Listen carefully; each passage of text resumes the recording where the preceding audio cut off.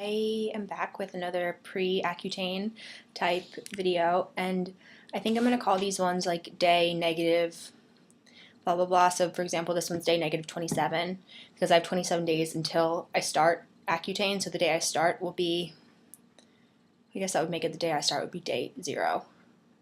But okay. But as you can see, I don't have any makeup on, and this is pretty hard for me to do. The way that my skin looks really affects the way I feel about myself. And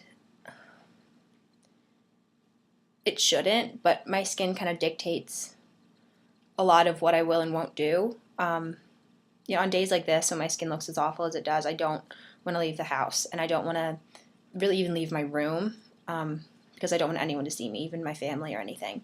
It's really hard, and it really sucks, and I hate it, and I want to crawl up in the fetal position and cry until I'm done with Accutane, pretty much, because I want my skin to be better. So I got my blood drawn on January 31st, and today's February 3rd. So from what I understand, I have 30 days from the day I get my blood drawn to start Accutane.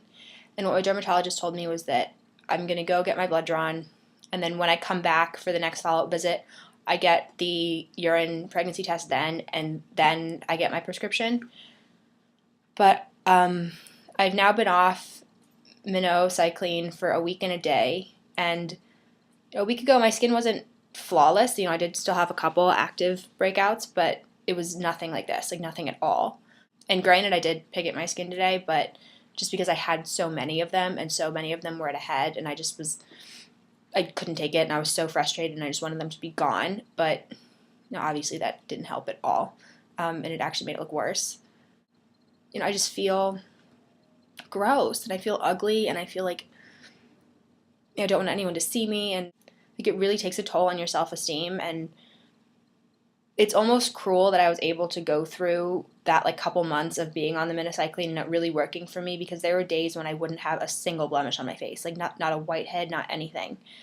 And so now that I kind of have gotten a taste of what it is like to not have any worries about your skin, it makes this like 10 times harder, because it's almost like if you don't know the difference and all you're used to is your skin being bad, then it's like easier to cope with day to day. But there were times like in the last year when my skin would be fine, and I would go see friends without any makeup on. I hung out at a party without any makeup on one time. Like I would have never let people see me without makeup. I mean, I wouldn't, the way that it looks now. And even like going to bed, I put like the spot treatments on it that are opaque. I use the Clean and Clear popped pimple relief paste, so nobody can even see it. Like I never want to see it ever, even if I'm asleep by myself.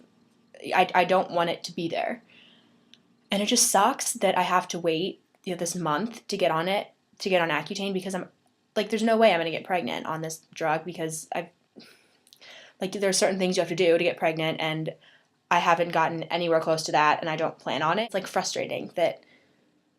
Ugh. So I have my packet that I got the day that I went there, and like I'm obviously just planning on pledging abstinence, because I have it wouldn't have happened anyway. So like it's sure as hell not gonna happen now. But it's just a lot of. Honestly, this whole packet is just on how you don't get pregnant. It basically just like. You have to take that with you when you get the prescription. You have to have ID with you, and it's ridiculous that like. And I know it's not ridiculous, because the risk of having birth defects is pretty much 100%, and I understand that if for women that can get pregnant and that it's feasible that they would get pregnant, I understand why you would need to go through these precautions. But I'm a 17-year-old girl who has never had a boyfriend. It doesn't apply to me. So that makes me upset, and I'm also scared as hell for the initial breakout, because I just handle it so badly. Like I pick at it and I cry, and I just can't handle it. Like whenever my skin is awful, it's bad. It's a bad time for everybody, and So I don't, like, I'm just scared for it, and I really don't want to have an initial breakout, but like I'm kind of preparing myself that I will. But I've seen like varying statistics that some people have said that almost everybody gets an initial breakout. Some people have said that only 75% or that only 25% of people do and 75% don't. I've seen 50-50. I've seen like, so I don't know what to expect, and I don't know if the initial breakout is going to be like what I have now, because this is a pretty bad breakout for me. Or if it's going to be like my entire face is covered and I have cysts and I have like I just don't know what to expect. And so if you experienced initial breakout, or if you didn't, I guess whatever your experience was, let me know about it, because it'll make me a little bit less anxious, because I won't be assuming that my whole body is just going to turn into one massive zit and that's what's going to happen, and then 2 months later I'm going to be perfect.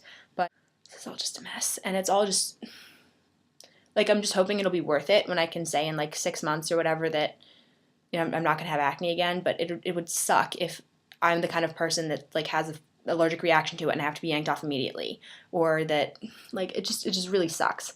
And this whole thing is just making me a little testy.